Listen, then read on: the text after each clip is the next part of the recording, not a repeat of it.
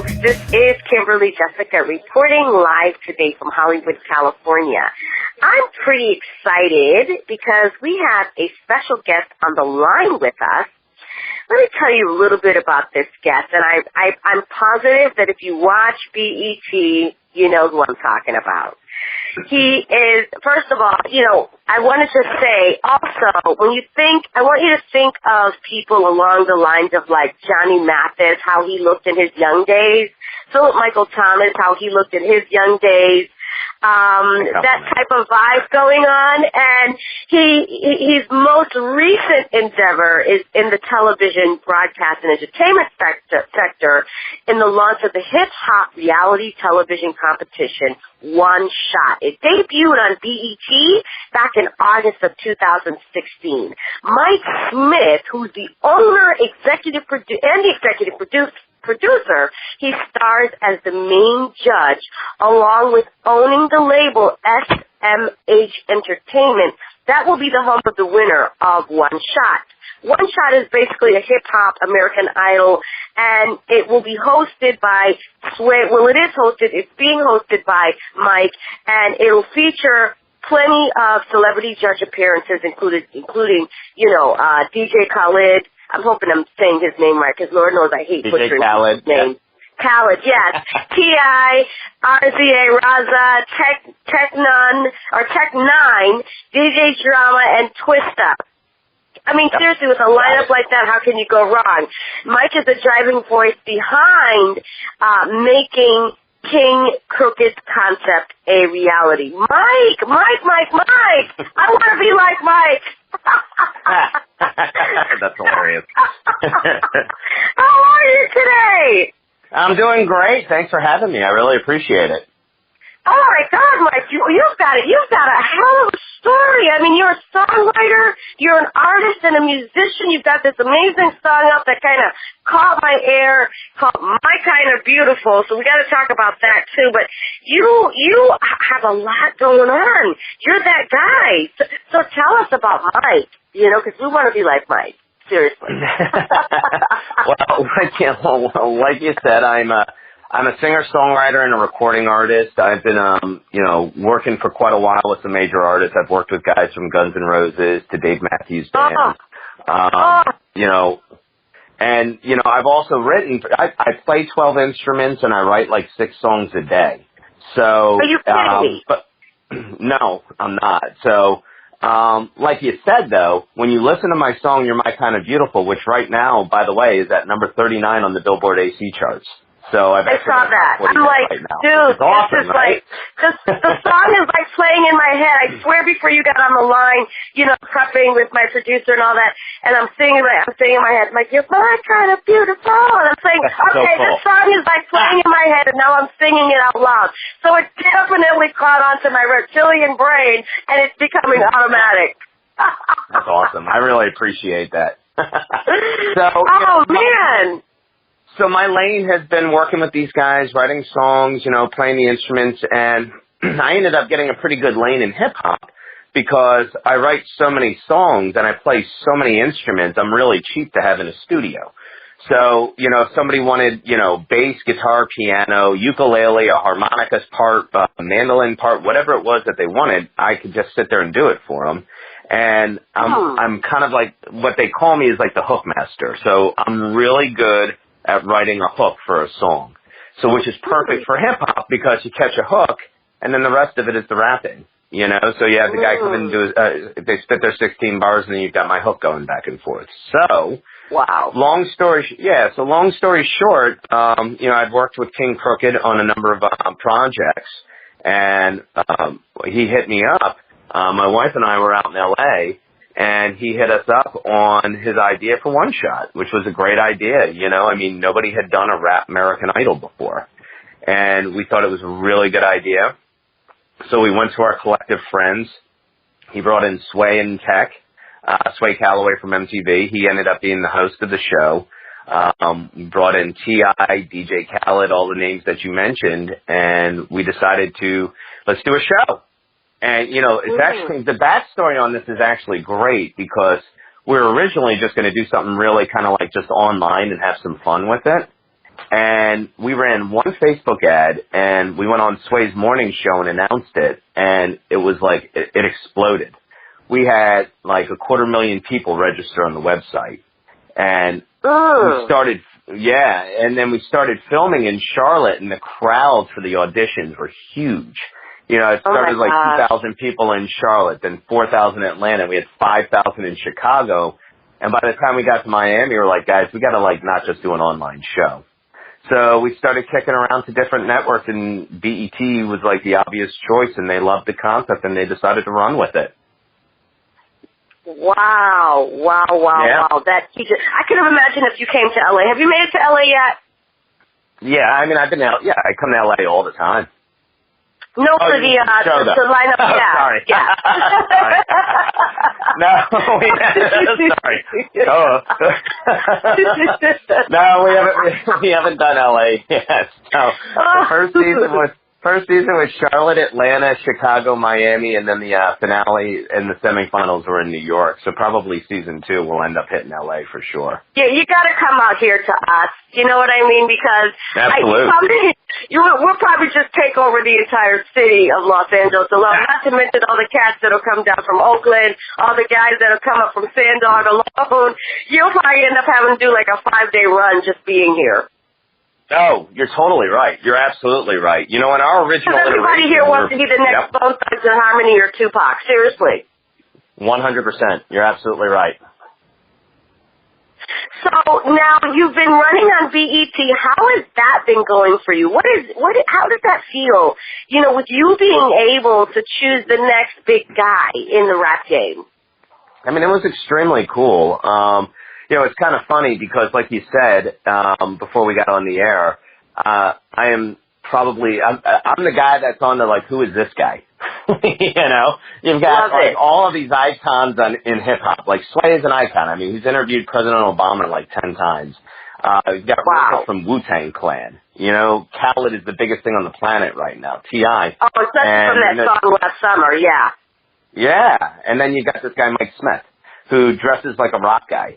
You know, I'm looking at you, like I said, I'm looking at you like, okay, this guy is like the total opposite, but you know what, it's usually that guy that doesn't look like they belong, that usually ends up being the main man behind everything. So, yeah, that's why I said to you when you got on the line, wow, you look completely opposite of what you would expect someone that's the executive producer of a show like this to look like. Yeah, absolutely. But it worked, you know, I mean, it's worked really well, and it was kind of where, you know, everybody looked to me as the guy, you know, because I also own the label, you know, I was writing the check. So whoever won, it was incumbent upon me it was my money that was being spent. So, you know, it was great. And from my perspective, I went at it from a bit of a business standpoint. Like, you know, if I'm not the ace hip hop guy, we need to surround ourselves with the people who are. And, you know, what was cool is that a lot of the kids who competed, they respected that. I got zillions of people on my social media who are always like, dude, you know, we know you're not a hip-hop guy, but we really, really love the fact that even though you're like a rock guy, that you loved, that you saw the value of this and pursued it, which is cool. You know, I mean, because great music's great music in my mind, regardless of the genre. And there was, and the people who love hip-hop in this genre and this culture, I mean, they never got their shot, which is crazy to me, you know? Yeah. So it was really cool. Very great experience. You know, let me ask you this. What do you notice? Have you noticed that there has been a major shift in how music is done now versus in the 90s when, you know, hip-hop really kind of even more skyrocketed from the 80s? Oh, yeah. So, I mean, I could go way in the weeds on this because I have like a whole economic theory on music genres.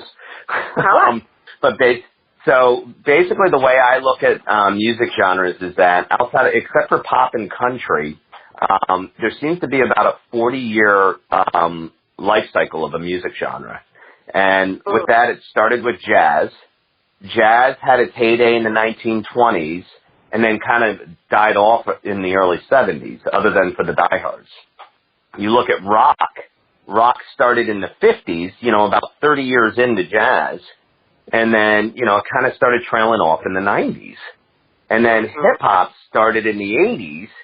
And now we're kind of in that, you know, fourth decade of hip-hop. And if you look at the correlation between rock in the 80s and hip-hop in this decade, they're like identical.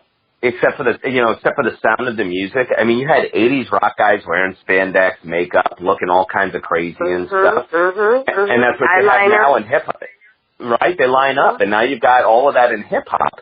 Whereas in the 60s, you know, like in rock, like the 90s in hip-hop, it was like the legends were built. The Stones, the Beatles, the Who, Zeppelin, all of those guys.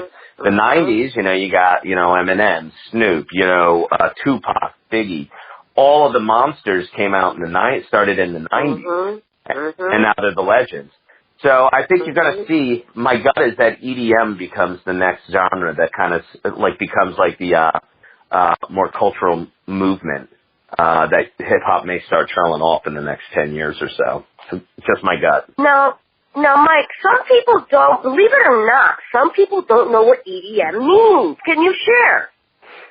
Electronic dance music. There you have it. It runs the club, people. I had somebody literally ask me the other day, what's EDM? I'm like, you don't know what EDM, have you been to the bar lately? You know, when was the last time you've been out? You don't get out much. And I'll tell you, you know how a genre is about to take off is when the guys who were the legends in the previous genre absolutely hate it. Absolutely hate it.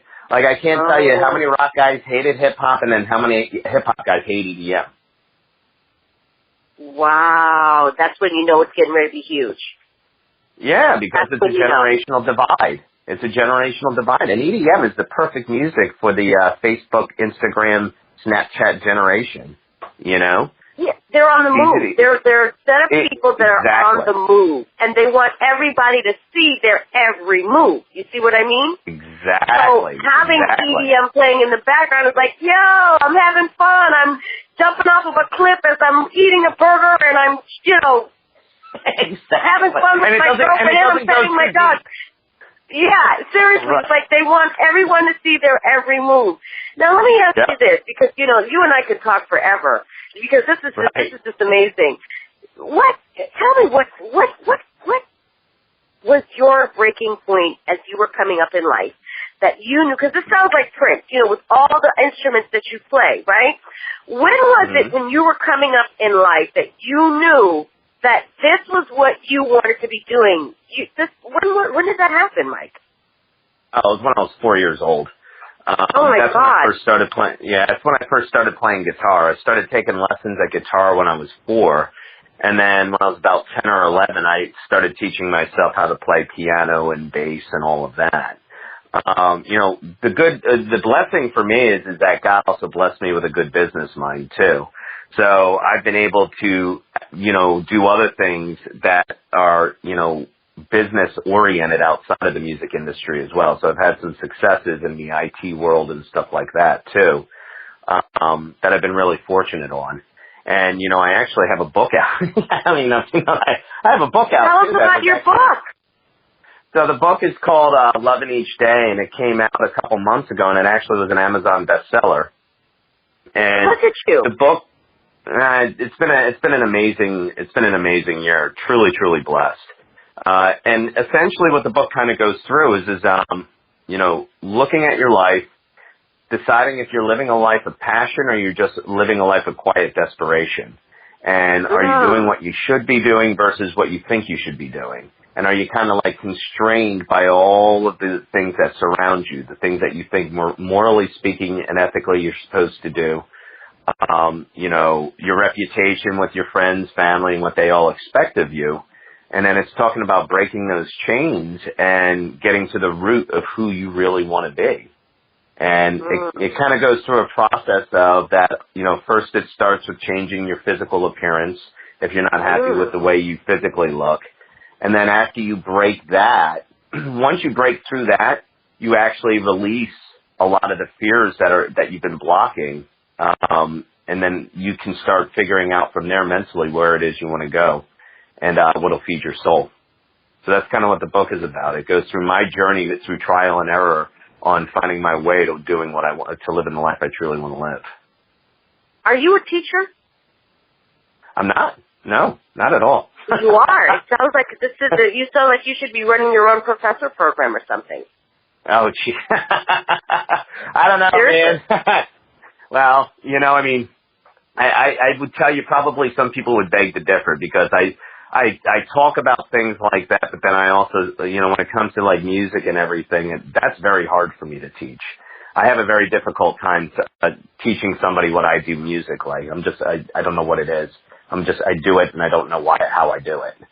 Because it's who you are. Instead of blood running through your veins, you have song notes running through your veins. That's really cool, and that's exactly how it feels. That's exactly right. I can't even begin to tell you how many songs I have sitting on my iPhone.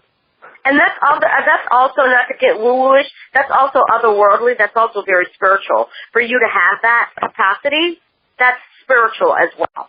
That's what you were made to do. That's what your soul was made to do. That's what your spirit was made to do. That's who you are in any existence, in any plane. That's what you do. That's what you are. Your music. You are music. I appreciate that, and your words to God, because it's what I love.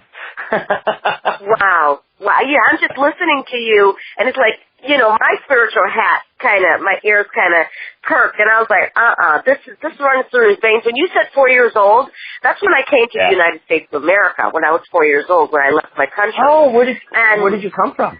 I came from Panama. Oh, get out of town. That's awesome. You know, I'm Cuban. My mother came from Havana. Are you kidding me? So tú cubana, you speak Spanish. Poquito. Poquito. That's another crazy story. I'm actually related to Fidel Castro. You know, I was in Cuba in 2002, and it was the most most spiritual experience that I ever had, going to Cuba and spending 10 days there. Yes.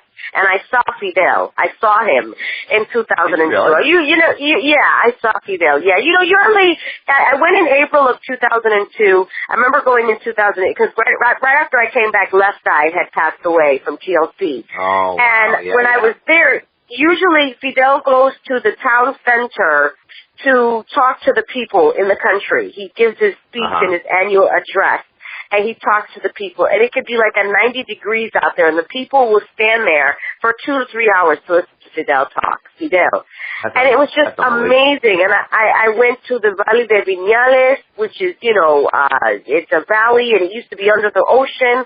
We learned all about Che Guevara, about Che. We went to where the revolution started when they overthrew Bautista. What? It was just amazing. So now you've got to tell us, your story of Cuba. Please, just enlighten us and share. This is amazing. That's what I'm saying. Like your book is yet to be written. There's more for you to write.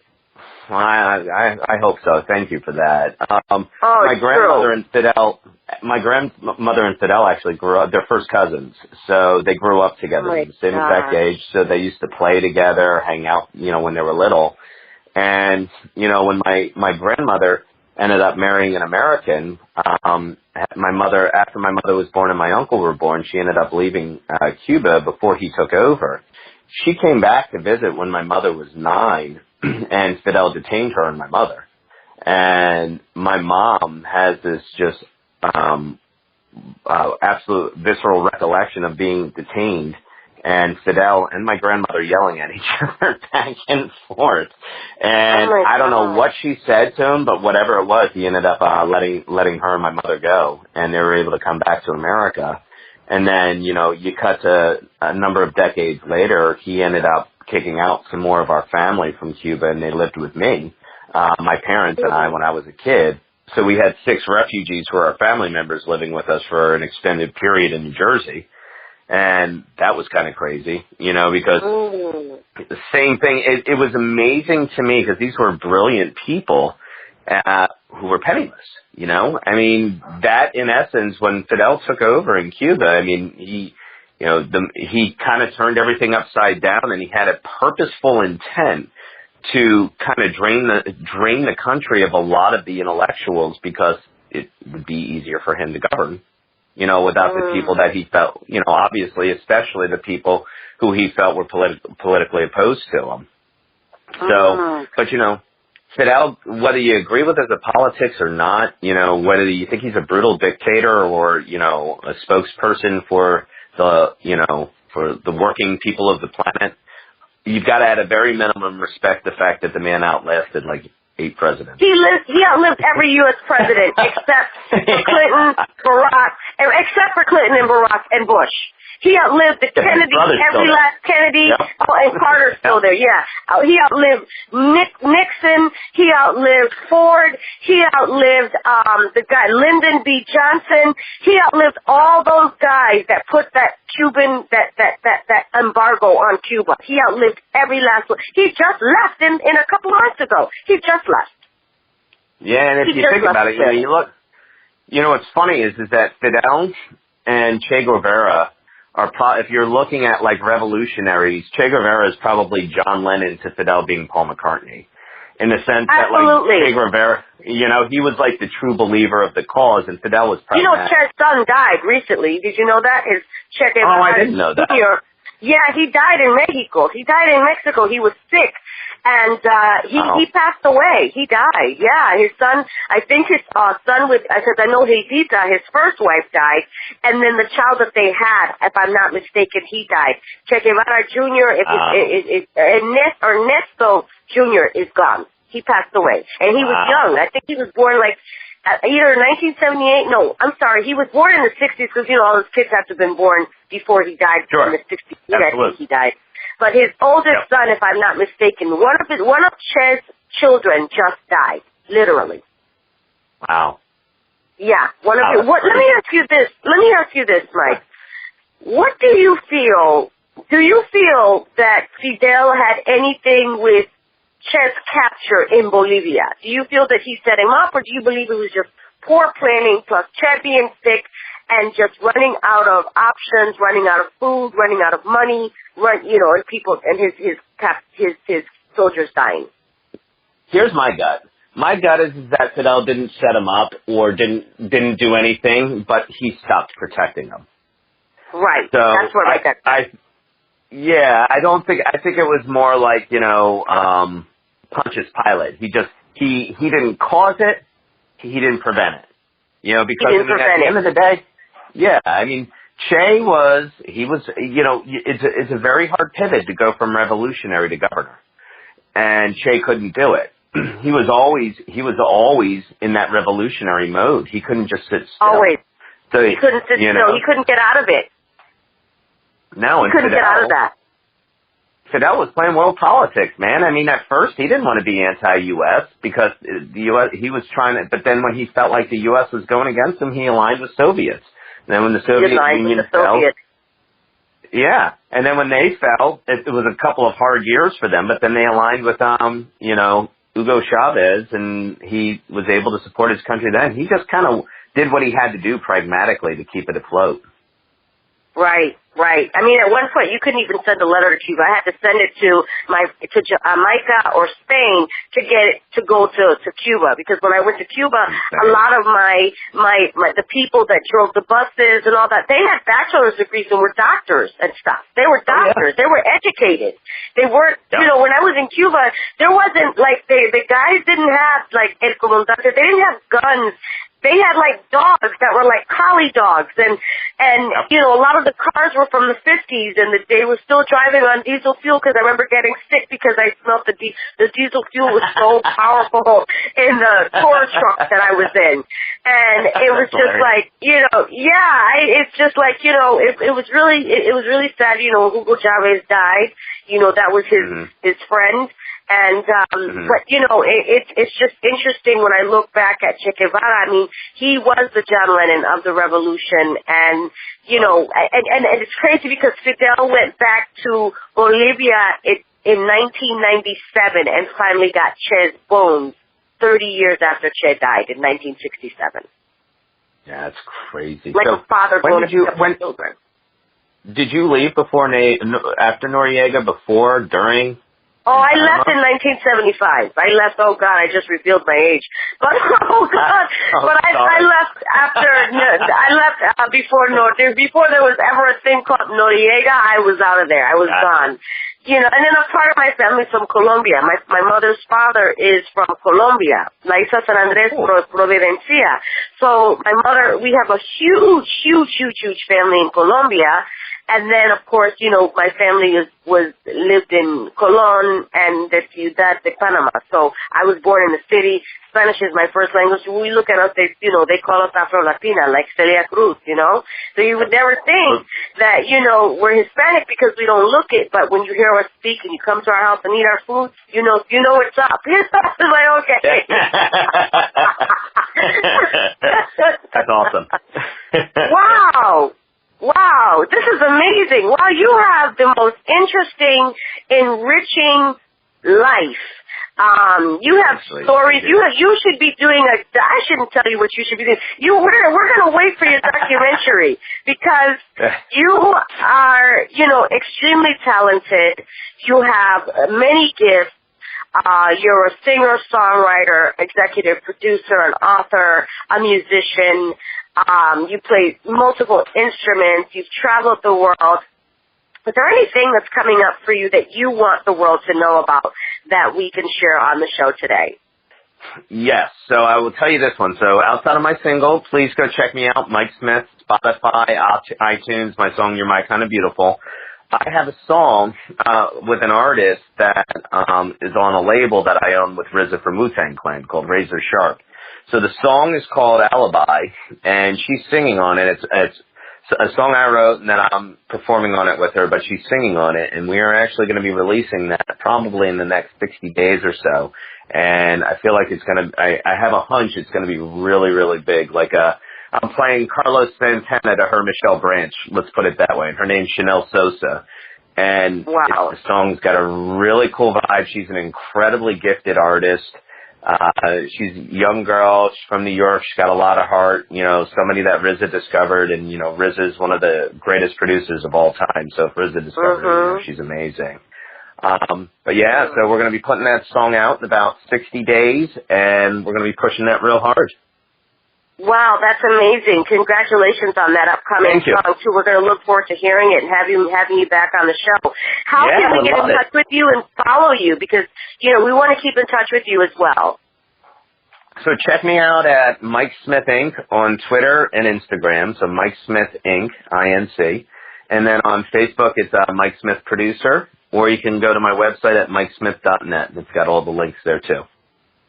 Well, Mike, you are doing some amazing things. We are so happy that we had the opportunity to not only interview, this ended up in a full-blown conversation, you know? Yeah, this was a blast, man. This was awesome. Yeah, this is amazing. We were supposed to be on for a few minutes, and I was like, man, screw the minutes. Let's talk here. You know, it's like, you know, one thing led to another. You know, it's like, you know, so this is amazing, and we're just really grateful to have had the opportunity to chat it up with you.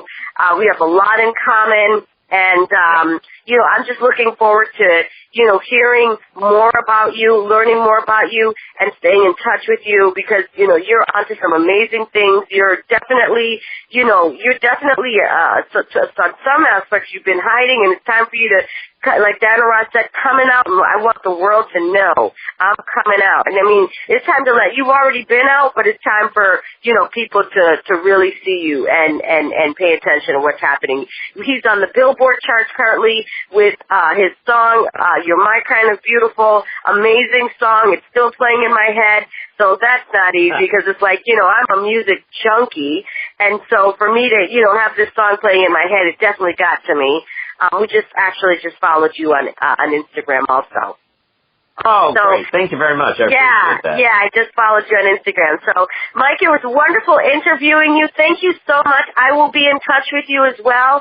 And we just want to thank you for being You're Kind of Beautiful on the show with us today.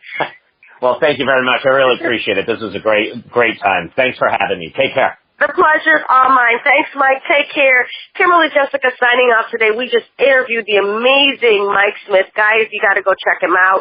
He is the one of the hosts and the creator and executive producer for the hip-hop reality show One Shot. You can catch it on BET. He also has a book out. You can go get his book. You can go to his website and check him out, mikesmith.net. and check out all the things that he's up to. He's also a singer, a songwriter, an artist, and a musician. Mike is up to some amazing things, and his family's from Cuba as well. How does it get any better than that, folks? Thank you for listening in today to our radio show. We'll be back soon. We're going to take a break. But in the meantime, before we take the break, we're going to actually let you guys listen to My Kind of Beautiful by Mike Smith. Check it out, folks, and then go to iTunes and buy the song. Thanks, folks, for listening in. Take care. You're my kind of beautiful. You're my kind of beautiful. You're my kind of beautiful. You're my kind of beautiful. When I see you standing there, I don't know what to say. Hey, all my thoughts escape me. I can't look away. Don't wanna look away. What can I do? What can I do to get you just to look my way? Don't wanna walk away. You're my kind of beautiful, sexy baby. You're my kind of beautiful. You got to. You're my kind of beautiful, beautiful, beautiful. You're my kind of beautiful. When I see you walking down the street that way,